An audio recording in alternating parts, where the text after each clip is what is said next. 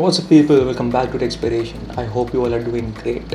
काफ़ी टाइम से चैनल थोड़ा डेड था, काफ़ी टाइम नहीं, ज़्यादा टाइम हो गया वैसे, but I hope you all are doing great. Today I have a very cool hack for you guys which will change the way you use Google Workspace. मैं Microsoft Office से ज़्यादा Google Workspace ही use करता हूँ because it syncs so perfectly across all my devices.